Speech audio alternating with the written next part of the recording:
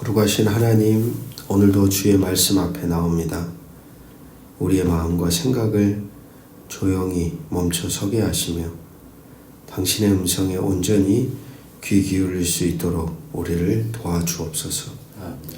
말씀은 우리의 길을 비추는 등불이요 인생을 이끄는 비침을 매 순간 고백합니다. 겸손한 마음으로 주의 뜻을 배우고 순종하는 삶을 살아가도록 우리를 붙들어 주옵소서. 이 시간 우리의 마음밭이 옥토가 되어 말씀의 씨앗이 뿌려지게 하시고 그 말씀이 우리의 삶을 새롭게 하여 열매 맺게 하옵소서. 예수 그리스도의 이름으로 간절히 기도합니다. 아멘. 오늘 우리에게 주시는 기록된 하나님 말씀 아모스 8장입니다. 8장 1절에서 14절 말씀. 오늘 본문은 이스라엘의 탐욕과 불의를 심판하시는 하나님의 경고, 그리고 그 말씀을 듣지 못하는 영적 기근에 대한 경고를 담고 있습니다. 하나님은 아모스에게 여름 과일 바구니를 보여주시며 이스라엘의 끝이 임했음을 상징적으로 선포합니다.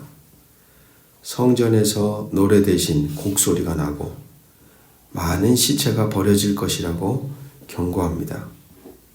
이스라엘 백성은 가난한 자를 착취하고 공의를 왜곡하며 물질적 탐욕에 빠졌습니다. 하나님은 그들의 죄를 기억하시고 심판날을 어둠과 애통의 날로 만드실 것이라고 경고하십니다. 그리고 하나님은 이스라엘이 하나님의 말씀을 듣지 못하는 영적 기근을 겪게 하실 것이라고 말씀하고 있습니다.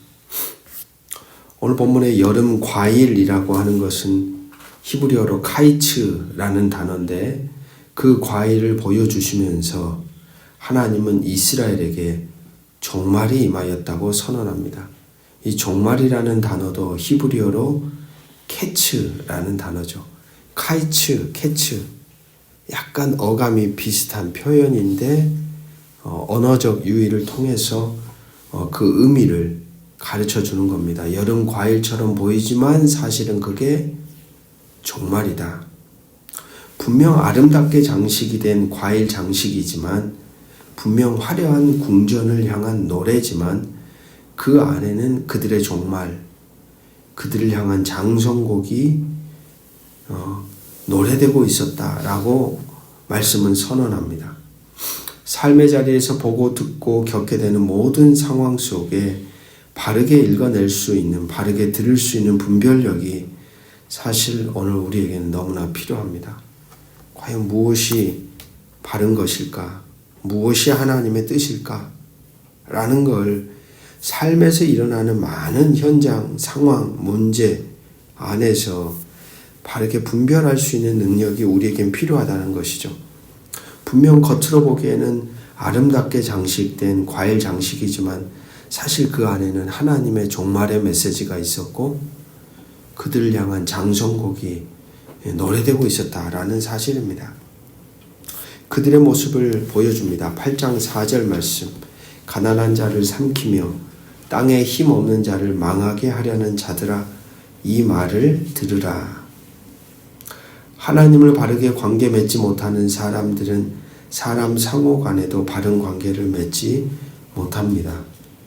당시 북이스라엘 사람들은 종교적 열심의 과잉으로 14절을 보면 부엘세바까지 와서 하나님께 예배를 드렸습니다. 부엘세바라는 곳은 북이스라엘에서는 가장 남쪽 끝단에 있는 하나의 성읍이거든요.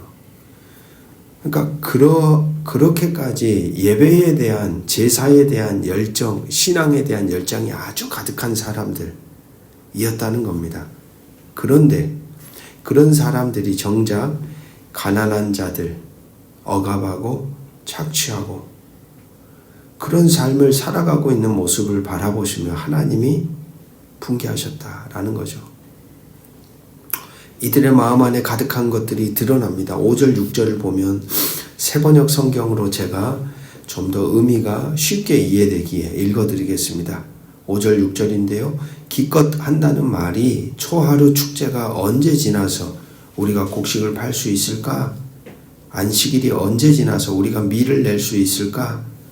되는 줄이고 추는 느리면서 가짜 저울로 속이자.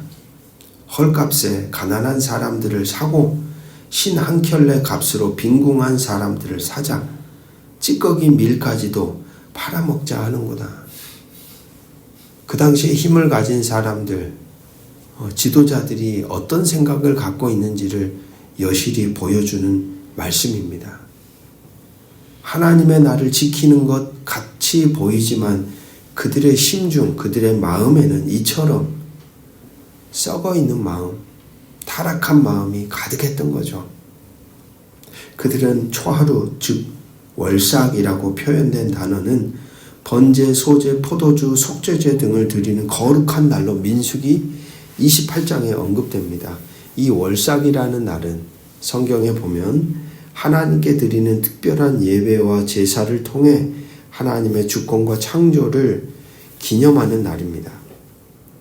이런 월삭을 지키면서 그리고 안식일이라는 신앙적 제사일을 철저하게 지켰습니다. 그러나 그런 종교적 행위와는 전혀 다르게 사람들과의 관계 안에서 속이는 것이 일상이고 자신들의 이득을 위해서는 수단 방법 가리지 않는 장사를 행하였고 그들의 일상엔 하나님의 공의와 정의가 부재했습니다. 하나님은 이런 모습에 분노한 겁니다. 겉으로는 하나님의 말씀을 따라 사는 신앙인처럼 예배를 드리는 듯 행동하지만 마음속은 전혀 다른 것들에 관심을 두고 살아가는 형식적인 신앙에 대해 혐오합니다. 경건의 모양만 있고 일상의 삶에서 경건의 능력을 상실해버린 전형적인 사람들이었습니다.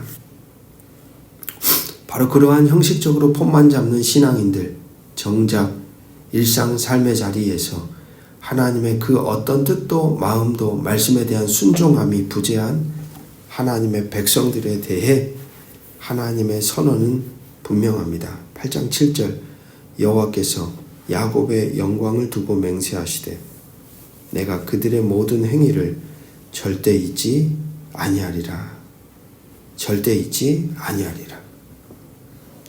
그들에 대하여 하나님이 심판하시는데 말씀은 지진이 일어나 온 땅이 파멸되고 수많은 사람들이 죽고 살아남은 생존자들이 울부짖습니다. 그야말로 처참한 지경에 떨어집니다. 그토록 선지자들을 통하여 말해 주었고 들려 주었고 돌아서라고 그건 아니라고 당신의 말씀을 통하여 이야기해 주었지만 거부하였던 사람들의 결론입니다. 더 절망적인 선언은 11절부터 13절의 말씀에 있습니다. 우리 같이 한번 읽어보겠습니다. 시작. 주 여호와의 말씀이니라. 보라 날이 이르지라. 내가 기근을 땅에 보내리니 양식이 없어 주림이 아니며 물이 없어 가람이 아니요 여호와의 말씀을 듣지 못한 기갈이라. 사람이 이 바다에서 저 바다까지 북쪽에서 동쪽까지 비틀거리며 여호와의 말씀을 구하려고 돌아다녀도 얻지 못하리니 그날에 아름다운 처녀와 젊은 남자가 다 갈아여 쓰러지리라. 아멘. 여호와의 말씀을 듣지 못한 기갈이 발생합니다.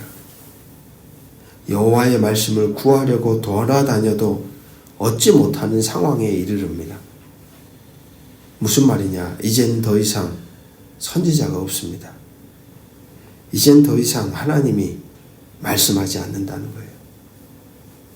하나님이 말씀하지 않는다는 그 의미는 관계가 끝이 났다는 얘기입니다. 더 이상 말하고 더 이상 달래고 더 이상 그럴 이유가 사라진 겁니다. 가장 큰 절망은 심판을 당하고 이방 나라가 침략하고 그 나라가 무너지는 것이 아니라 가장 큰 절망은 하나님의 사람들에게 가장 큰 절망과 괴로움과 고통과 탄식은 그들을 택하시고 세우시고 인도하신 하나님이라는 존재가 그들의 백성들과의 맺어진 관계를 끊어버리는 겁니다. 그게 가장 무서운 일이죠.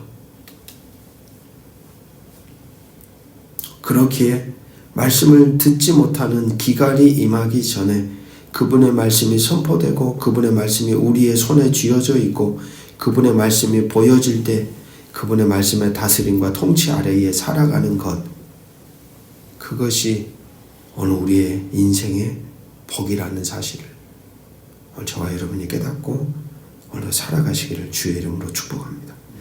기도하겠습니다. 사랑의 하나님, 말씀을 통해 우리의 삶을 돌아보게 하시니 감사합니다. 겉으로 경건한 척 하지만 마음속 깊은 곳에 세상의 욕망에 물들어 있던 우리의 모습을 마주하게 됩니다. 당신의 말씀을 듣지 못하는 영적 기갈이 우리에게도 임하기 전에 지금 허락된 이 말씀이 우리의 삶을 새롭게 하는 복된 도구로 사용하여 주시옵소서. 정의와 공의를 이루며 가난하고 연약한 자들을 돌아보며 당신의 사랑을 실천하는 삶을 살게 하옵소서. 우리의 예배와 삶의 중심에 항상 당신을 두며 흔들리지 않는 믿음으로 나아가기를 원하며 주 예수 그리스도의 이름으로 간절히 기도합니다. 아멘.